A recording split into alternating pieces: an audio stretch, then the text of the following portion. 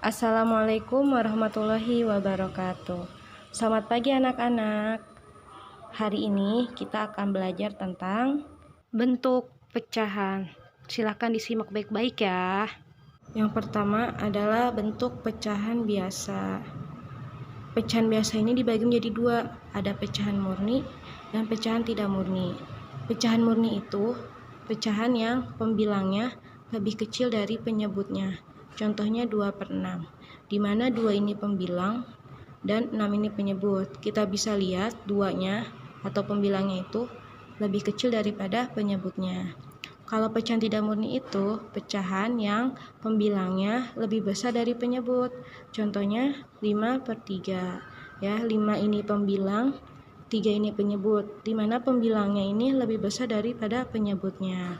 Nah, untuk pecahan tidak murni ini, karena pembilangnya lebih besar daripada penyebut, maka nantinya akan bisa kita jadikan pecahan campuran. Apa sih pecahan campuran itu? Pecahan campuran itu adalah pecahan yang terdiri atas bilangan bulat dan pecahan. Jadi, biasanya itu contohnya kayak gini. 7/3 contohnya. Kan ini pembilangnya lebih besar daripada penyebut, maka ini akan kita jadikan pecahan campuran. Caranya gimana?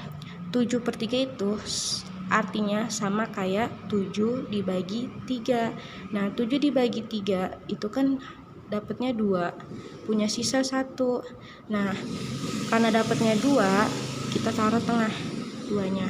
Sisa 1 kita taruh di atas, pernya masih sama kayak penyebutnya, yaitu 3. Jadi 7/3 kita bisa jadikan pecahan campuran menjadi 21/3, di mana 2 ini adalah bilangan bulat, 1/3-nya ini adalah pecahan. Kemudian bentuk yang ketiga itu adalah pecahan desimal. Apa sih pecahan desimal? Pecahan desimal itu adalah pecahan persepuluhan, perseratusan, perseribuan, dan seterusnya. Nah, pecahan desimal ini biasanya ditulis dengan menggunakan tanda koma. Contohnya kayak gini, 0,3. Nah, ini dibacanya 0,3. Nah, 0,3 ini ternyata sama juga kayak 3/10. Kok bisa, Bu, 3/10? Nah, jadi kalau misalkan dia bawahnya per 10, maka angka atasnya ini nanti akan menjadi desimal. Karena dia per 10, maka ada satu angka di belakang koma. Jadi setelah koma itu ada satu angka, yaitu 3. Jadi 3/10 itu sama juga kayak 0,3. Di sini ada gambar. Contohnya ada balok. Kemudian baloknya ini dibagi menjadi 10 ya. 1, 2, 3, 4, 5, 6, 7, 8, 9, 10. Ada 10 bagian. Kemudian yang diarsir cuma 3. Maka jadinya bagian yang diarsir ini adalah kan yang diarsir 3 dari 10 bagian. Jadi balok yang diarsirnya 3/10 atau sama juga kayak 0,3. Ini kalau dia bawahnya per 10, maka di belakang koma ada satu angka. Nah, bagaimana kalau yang seperti ini? Ya. Nah, kalau yang seperti ini kan 25/100. Jadi ada 100 bagian. Ya, ada 100 bagian kotak. Kemudian yang diarsir hanya 25. Jadi kotak yang diarsir ini bisa kita sebut pecahannya menjadi 25/100. Nah, 25/100 ini karena bawahnya per 100, jadi ada 2 angka di belakang koma. Nih, setelah koma itu ada 2 angka, yaitu 25. Kalau per 100 itu jadi di belakang koma ada 2 angka.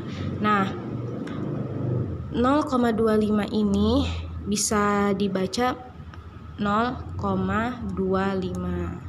Paham ya anak-anak? Kemudian pecahan yang selanjutnya adalah bentuk persen. Bentuk persen itu adalah bentuk lain dari pecahan penyebutnya 100. Ya, persen juga biasa ditulis dengan lambang kayak gini. Lambang ini tuh disebut persen. Contohnya kayak 8%. 8% itu artinya 8/100. Ya, jadi dari pengertian juga, persen adalah bentuk lain dari pecahan yang penyebutnya 100. nih penyebut bagian bawahnya itu 100, maka 8 per 100 itu bisa kita jadikan 8%. Per 100 disingkat jadi persen, jadi 8%. Kayak gitu. Dibacanya yang ini tuh 8%. Terus kayak 25%, artinya 25 per 100. Nah, 25 per 100 ini karena belum sederhana, kita bagi atas dan bawahnya itu bagi 25. Atas bagi 25, bawah bagi 25. 25 bagi 25 itu 1, 100 bagi 25 itu hasilnya 4. Jadi 25 per 100 itu bisa senilai dengan 1 per 4. Jadi 25 per 100 dan 1 per 4 itu sama, yaitu 25%. Nah, ini dibacanya 25%. Nah, selanjutnya ini ada latihan 4. Kalian bisa lihat di buku kalian di halaman 13 dan halaman 14-nya. Di sini ada 5 soal. Nah, tolong kalian kerjakan langsung di bukunya ya. Ditulis, dijawab langsung di bukunya. Nah, untuk nomor 4 ini kan nanti kalian disuruh tuliskan cara membaca bilangan desimal berikut. Ini kan agak panjang ya jawabannya ya, karena berupa tulisan. Nah, nanti tolong kalian usahakan tulisannya kecil-kecil biar muat aja ya, kayak gitu. Nanti setelah kalian kerjakan, kalian foto lalu kirim ke Google Classroom ya. Selamat mengerjakan.